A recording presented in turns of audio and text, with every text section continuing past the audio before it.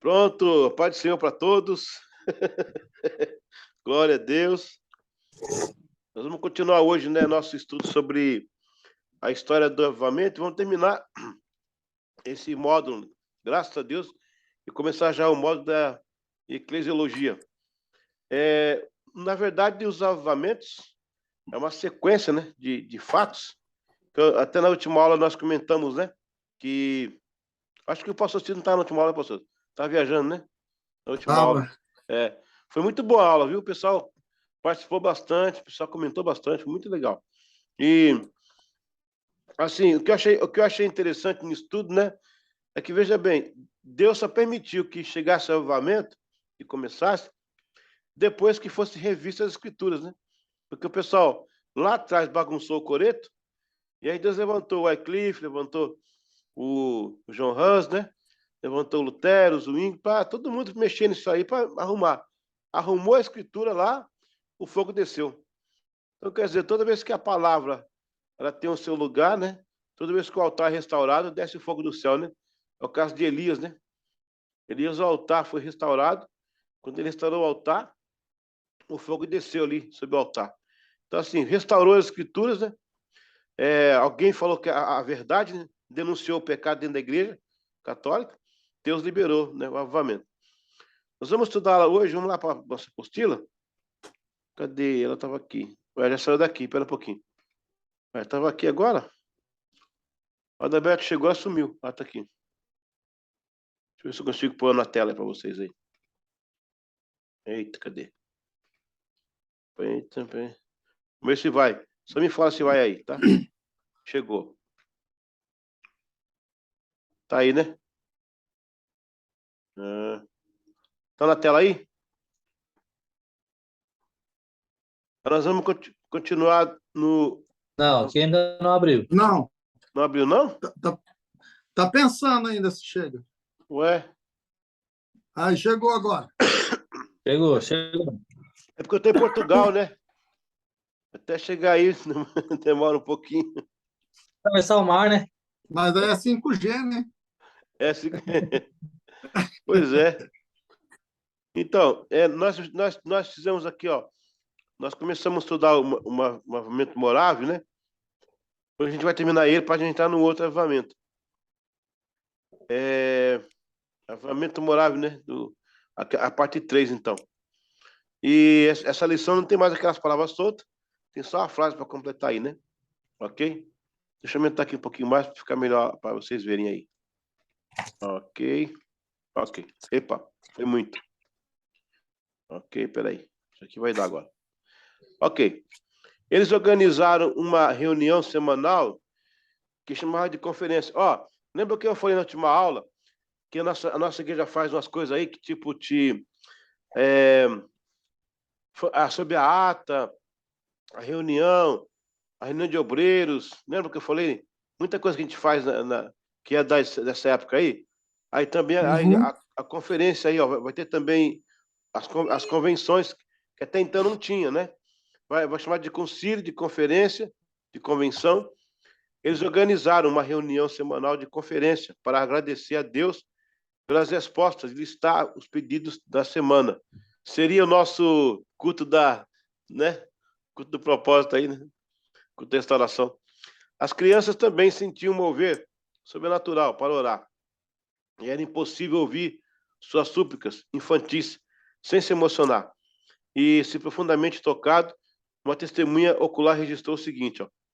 Não posso explicar a causa do grande despertamento das crianças em Herhud de outra maneira, que não seja um maravilhoso derramamento do Espírito de Deus sobre a congregação reunida naquela ocasião. O sopro do Espírito, aí tem que completar aí, ó. O sopro do Espírito atingia naquele tempo jovens e velhos.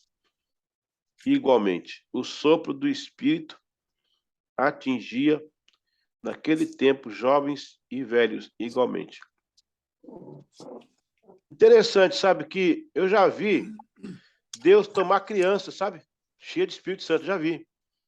Agora, Satanás não endemonia criança. Eu nunca vi, pelo menos eu nunca vi. A diferença é que quando Deus usa a pessoa, Deus usa nas faculdades mentais.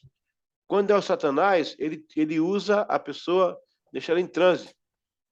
É interessante isso. Por isso que eu não acho, eu não sei nem até como o pastor Cido vê isso, mas eu não acho bíblico aquelas pessoas ficar em transe, tipo, no culto, tá, tipo, caindo do poder, né? A gente pula, canta, glorifica. Tipo assim, a pessoa cair em transe, fica tremendo em transe.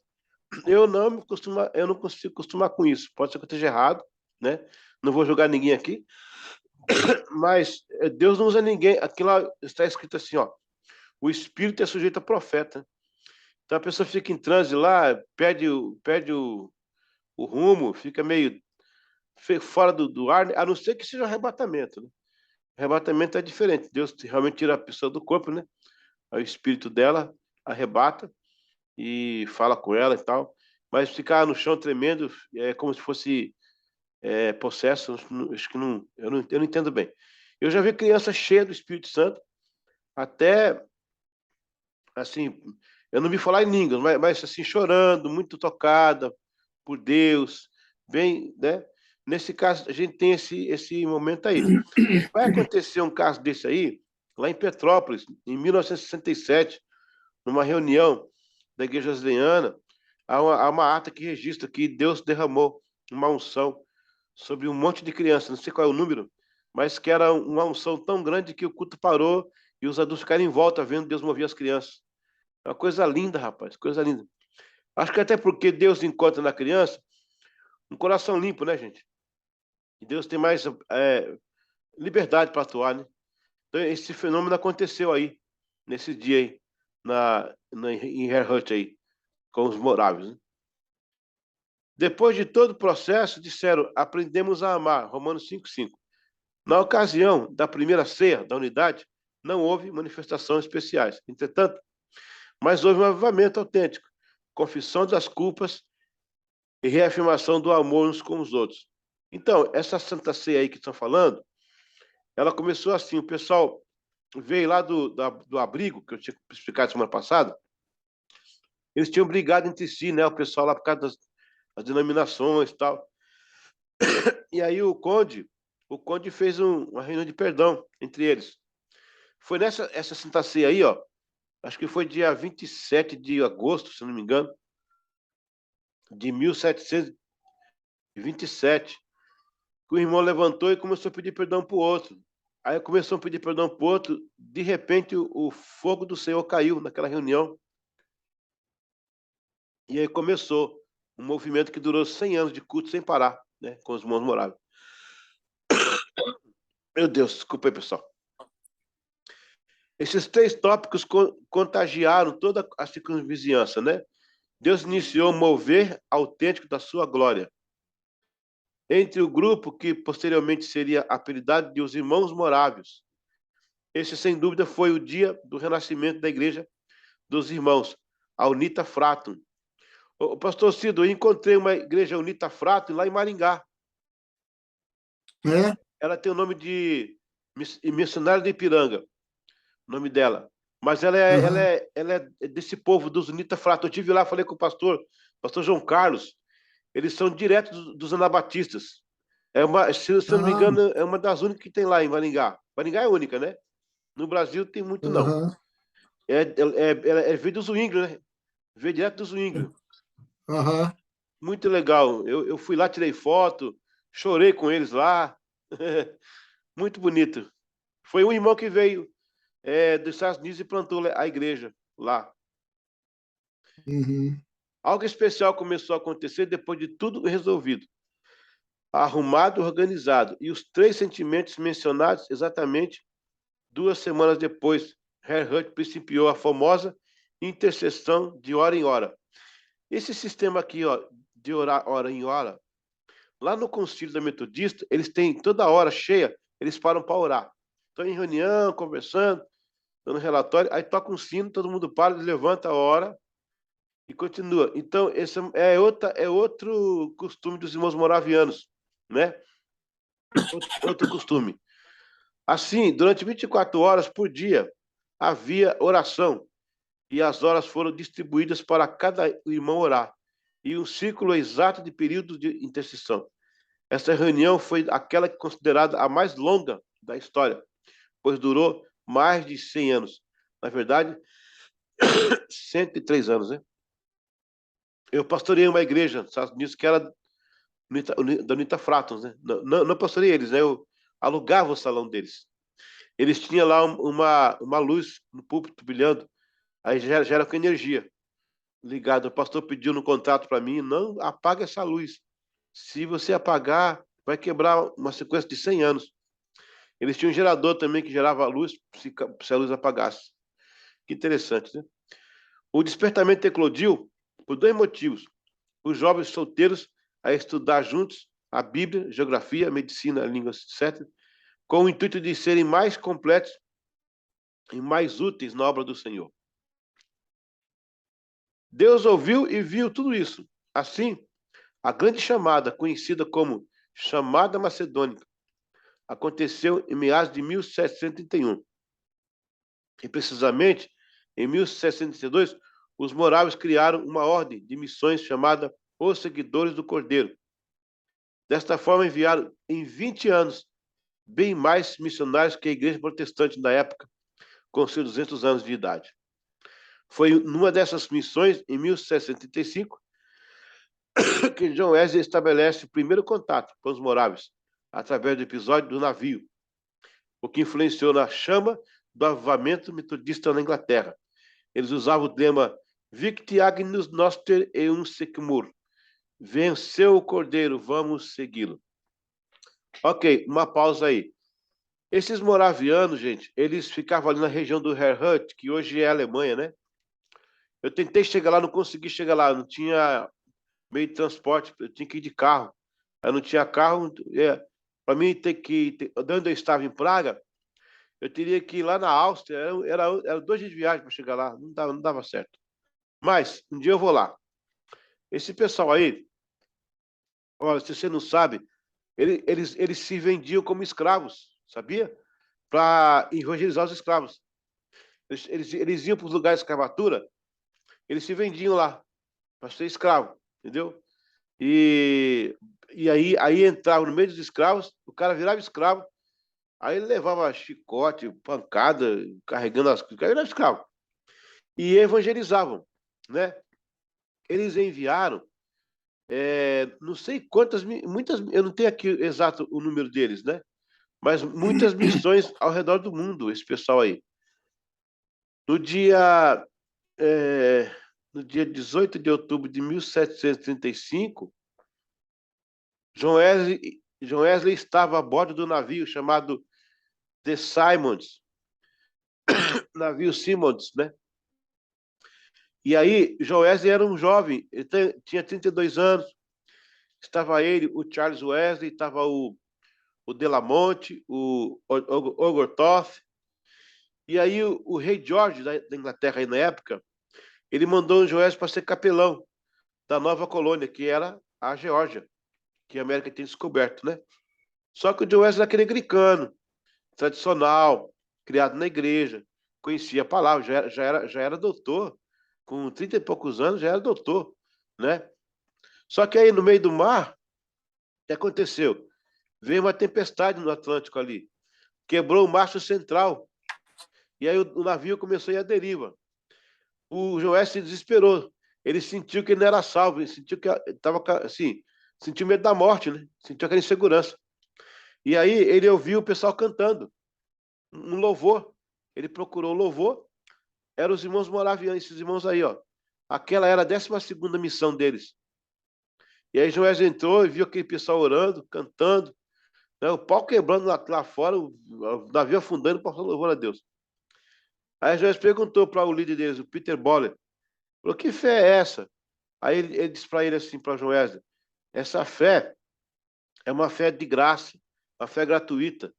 Não tem para nós diferença entre morrer ou se a gente continuar vivo. A gente somos do Senhor. Aí leu aquele texto, né? Somos do Senhor, se aqui vivamos ou morramos. E Joás perguntou, mas que fé é essa que vocês pregam? Porque que convicção é essa? Como é que você tem essa certeza dessa fé?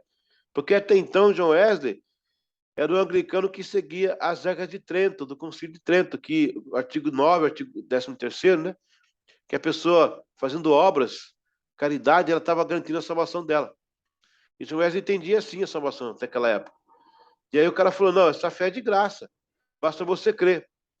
Aí esse pessoal, que são os moravianos, eles já eram da reforma luterana, porque a reforma luterana ela diz isso, né? O justo viverá pela fé. E nós, da Assembleia de Deus, também temos essa doutrina. A salvação é pela fé mesmo, pela graça em Cristo. Não tem nada que compre a fé no seu sangue de Cristo. Então essa é a leitura já da época. John Wesley viu aquilo, não entendia aquilo. E perguntou para ele, mas como é que eu vou ter essa fé? E o Peter Boller falou assim, pregue a fé até que você tenha. E quando você tê-la, vai pregar porque tem a fé. E aí ele começou a mentorear o John Wesley. Esses moravianos também foram conquistadores lá das terras dos Estados Unidos, entre eles muitos peregrinos, chamados de peregrinos, os Pilgrims. Eu estive lá em Massachusetts, num lugar chamado Plymouth, onde eles chegaram pela primeira vez. Aquele dia de ação de graças que eles fazem nos Estados Unidos é por causa dos moravianos e dos peregrinos, que eles chegaram lá, o inverno estava muito grande, 1600 e pouco, não, 1700 eu agora não vou tentar datar na cabeça, não. Mas foi nesse período aí, entre 1620 e 1630, nesse período. Que eles chegam lá e não tem... o inverno está forte, né? E aí o que acontece? Eles vão orar a Deus e Deus faz com que nasça mantimentos naquela época. E aí iniciaram o dia de ação de graças, né? Deixa eu corrigir, lembrei agora. Os peregrinos, em 1620, tá? Os moravianos são posteriores. Então, vamos corrigir aqui para não falar coisa errada. Os moravianos vieram depois, mas eles foram os que mantiveram a tradição. Inclusive, são eles também, os quakers. Quem lembra aquela veia quaker? Já viu aquela veia quaker? Aquele quaker ali é aquele evangélico. São os que tremiam, né? Aquele é um segmento da reforma de Zwinglio. Então, assim, a gente termina aí o avivamento moraviano. Alguma pergunta aí desse avivamento, irmãos? Alguma colocação? Glória a Deus. Não, né? Então, vamos prosseguir aqui. Hoje a turma está devagar. Os bagunceiros não estão aqui hoje? Os bagunceiros não vieram? Estou sentindo falta da Fernanda, hein? Ela é bem assídua. Será que ela recebeu o link? Deve ter recebido, está no grupo, né? Ok.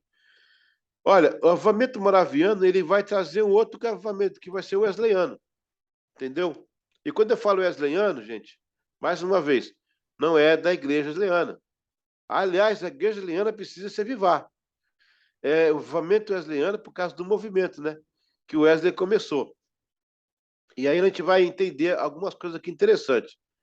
Existia um homem chamado o George Whitefield, que nós fomos até na cidade dele lá em Gloucester, com o pastor Cido, só que a gente visitou a casa do Roberto Hikes, mas a gente foi na igrejinha lá que ele pregava, né? Que o Whitefield pregava lá. E esse homem aí, ele vai ser um grande expoente aí para a obra, né? Quando eu passo lá em Oxford, perto do Lincoln College, eu fico lá parado, orando. De vez em quando eu choro ali, porque tudo aconteceu ali. Rapaz, se nosso pessoal soubesse que em Oxford vivia chorando o dia inteiro. A Guerra dos Chorões. A Cry Church. Entendeu? Porque em Oxford, você fala assim, ó, aqui o cara pregou, aqui ele morreu, aqui ele orou, aqui aconteceu isso, entendeu? E você, eu pegava aquele ônibus para dar aula aí, eu descia lá na rodoviária e muitas vezes eu vinha chorando e via daquele povo na rua, rapaz, tudo desviado, aquele povo tudo bagunçado, rapaz, mulher com mulher beijando. Eu falei, meu Deus, o diabo é desgraçado, né? Na onde foi o avivamento, onde aconteceu o avivamento, que o pessoal na rua, rapaz, caía no chão com o poder de Deus. O diabo fez a festa aí hoje, aí, ó. Eu estou perguntando para Deus qual que é a nossa tarefa nisso tudo, né? Ficar assistindo de camarote, eu acho que não. Então, é desafiador. Só sabe, ó, eu estou falando isso porque eu andei aqui nas ruas de Oxford. Só sabe isso quem anda aí, para entender o que eu estou falando, né? Meu Deus do céu. Vamos então encarar aqui o avivamento wesleyano.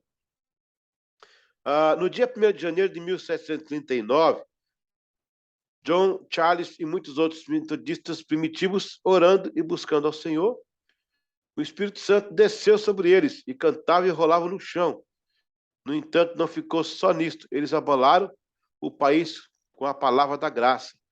Olha, aqui no Brasil, uma ala tradicional dessa igreja tentou esconder isso aí, né? Mas glória a Deus, porque foram achados livros e atas e comprovaram que eles até em línguas estranhas falavam, entendeu? Era o poder de Deus. Eu tenho um livro aqui do Fitched, que ele conta que o Wesley expulsou um demônio cantando uma vez. Ele chegou na cidadezinha aí, na Inglaterra, tinha uma pessoa endemoniada, ele relata lá no diário, contorcia, a voz cavernosa, caída no chão, se torcendo. Ele falou assim, irmãos, esse aqui vai sair com louvor. Aí ele abriu o inário e começou a cantar, o demônio foi embora. Glória a Deus, né? Aleluia.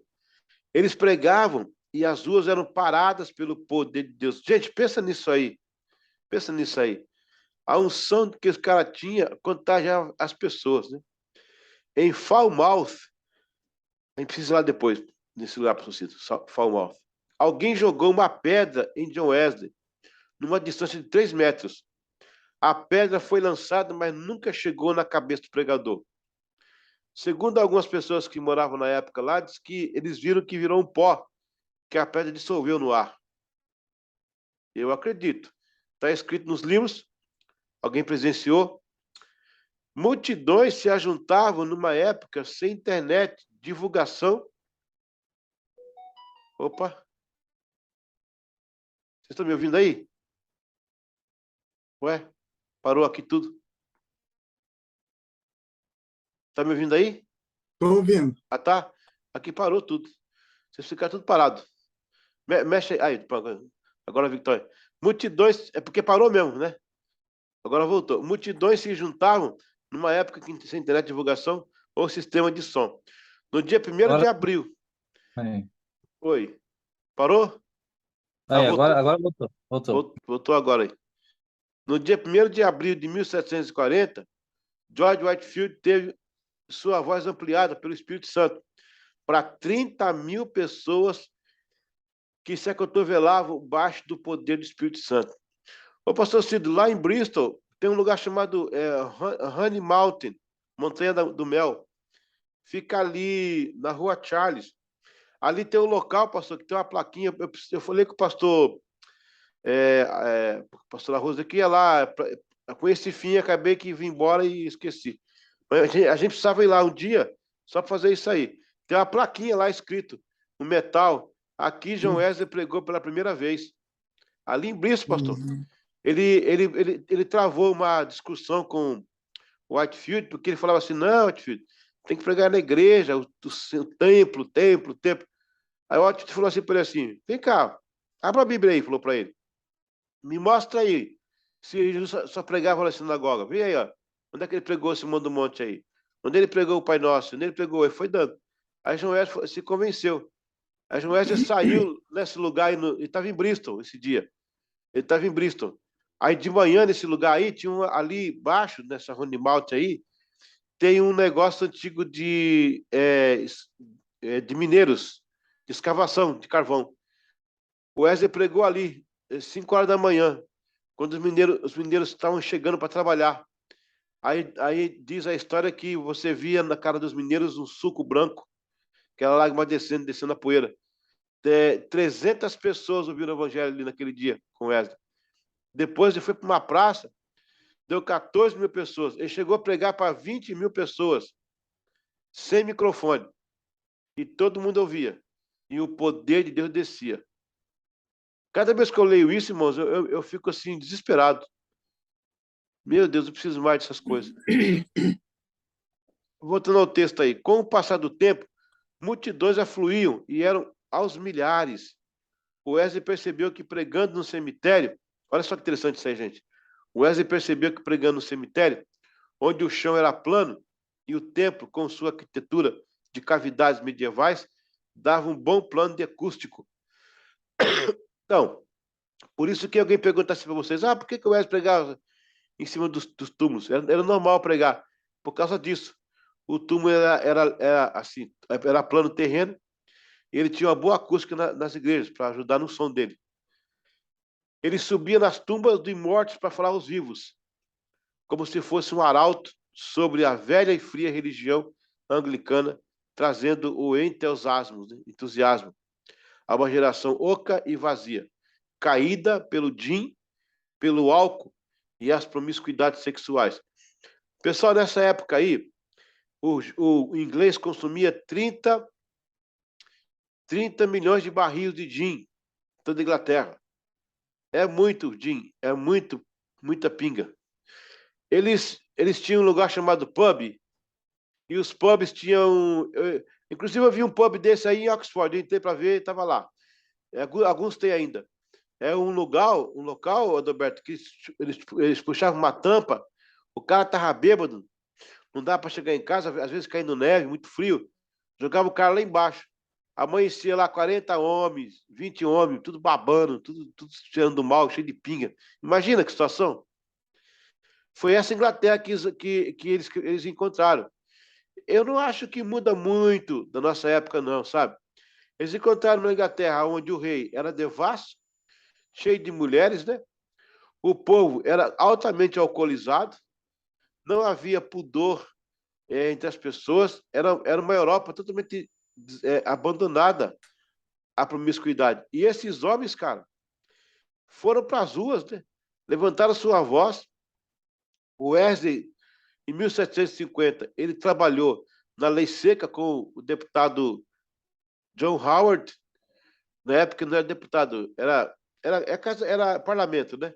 Hoje tem lá o parlamento com a Casa dos Comuns, né? A Casa dos Lordes.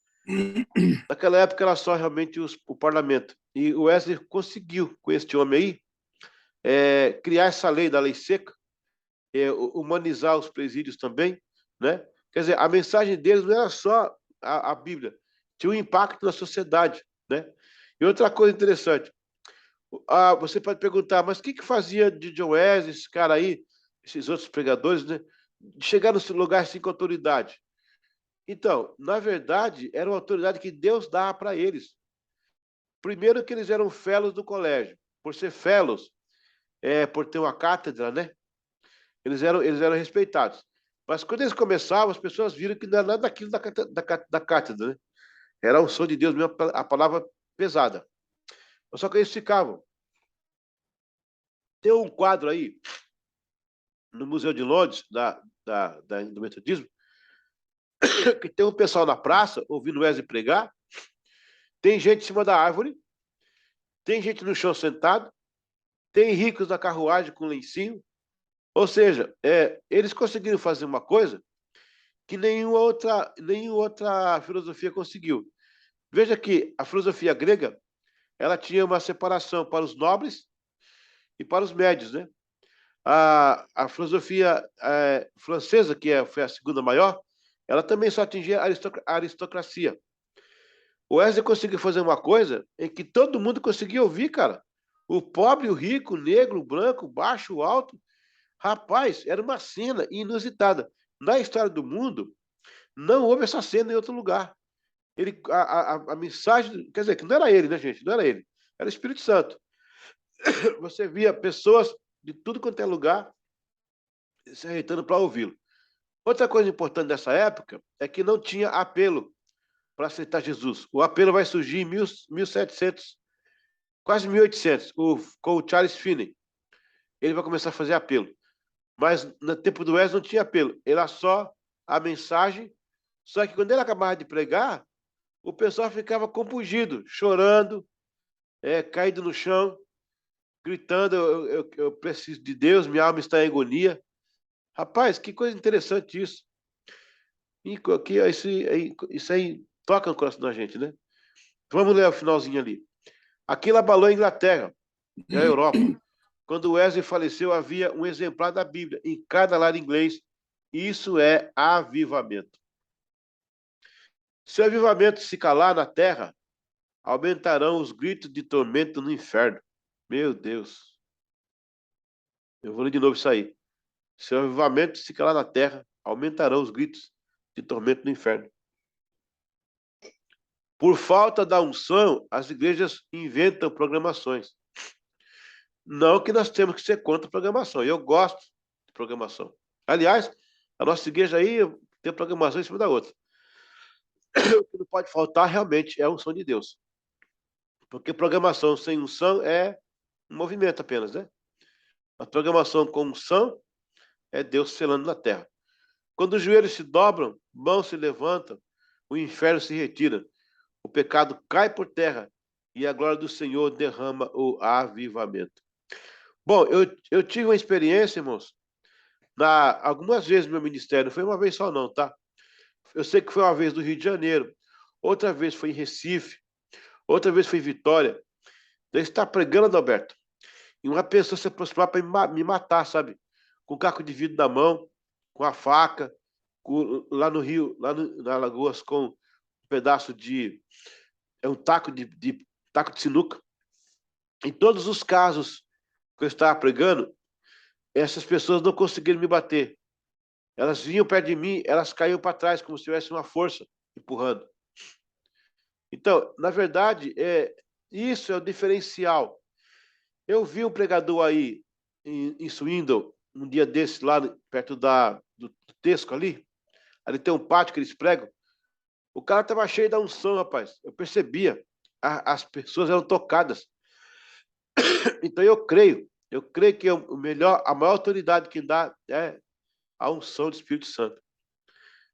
Vamos continuar aqui. Sim, Wesley registrou em seu diário também, Fitchett relatou que o derramar de Deus veio sobre os metodistas no dia 1º de janeiro de 1789, o chamado Pentecostes Wesleyano. Há referências de Wesley em seus diários a um encontro incomum e poderoso com a presença de Deus em uma reunião da Morávia, na Fairton Street, que é lá em Londres, né? Em janeiro de 1789.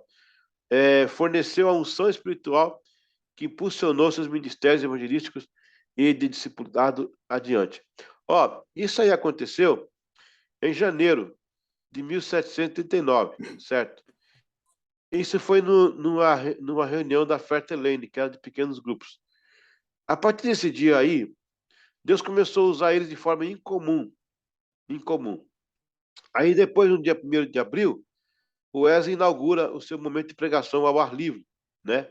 Na verdade, o Spurgeon é chamado de o príncipe dos pregadores, mas o George Whitefield é chamado dos príncipes dos pregadores ao ar livre, né? Quando ele começou a pregar. Pessoal, de vez em quando aqui as imagens, elas congelam. Vocês estão conseguindo me ver aí? Agora está congelado, ó. E acho que caiu a conexão. Aí voltou. Voltou. Tem hora que congela. Tem hora que congela. Todo mundo fica congelado. É aí? Será que é aí? Porque aqui tá normal a internet. Tá até cheia. Pode ser rede, né? Porque todo mundo tá... Aí. De novo congelou. Aqui, pastor, pelo que a gente está vendo aqui, é a do senhor, porque a minha da agência do pastor Cid não congela para mim. Ah, é? Só o senhor congela. Eu congelei? Tá. Engraçado. Tá com todos os pauzinhos aqui na frente.